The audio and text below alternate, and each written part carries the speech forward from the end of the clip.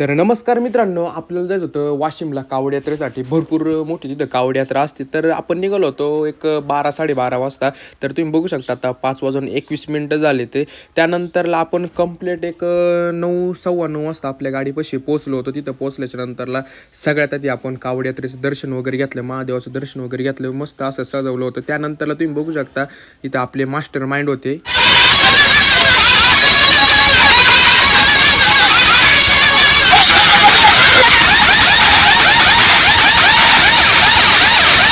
19-20 नाही, direct one side विषय करून टाकला. पैलवानचा पण नाही येऊन दिला. त्यानंतर आपल्याला जायचं होतं लायनिंगच्या कॉम्पिटिशनला.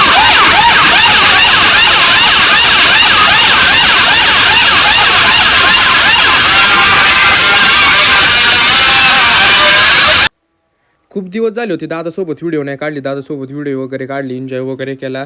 रुको जरा सब्बर करो, अभी शेर आ रहा है. तर आपली साऊंडची तिथं एंट्री झाली होती. एंट्री झाल्याच्या नंतरला तुम्ही बघू शकता तिथं आवाजाचा शेवट काय असतो. कसं शेवट रे, तुम्ही बघू शकता आपले यानी सर असेल तर विषय खोल असतो.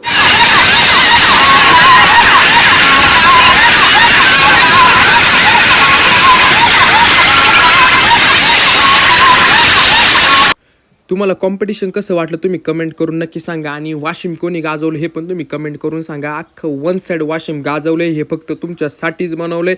जेव्हा वन साईड विषय होतो तेव्हा मंडळ आपल्याला खांद्यावर तर घेणारच ना. तुम्ही बघू शकता जेव्हा आपण जिंकतो पूर्ण ताकदीने तेव्हा हा आनंद बघते साऊंडवालेच घेऊ शकतात. तर तुम्ही बघू शकता आपले तिथं 3 किट होते. एक VS फायर किंग, एक आपला विघ्नार्थ साऊंड आणि RPS. हे 3 साऊंडने अख्खं वाशिम गाजून टाकलं.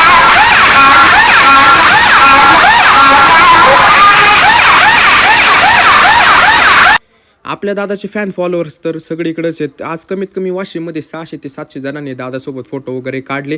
आणि जेव्हा कॉम्पिटिशन संपतं तेव्हा ऑटोमॅटिक गर्दी जेव्हा आपल्यापाशी होते तेव्हाच समजून जायचं का आज आपला वन साईड विषय झालाय. तर VS कंपनीने काय कमवलं, तर VS कंपनीने ही जीवाभावाची माणसं कमवली.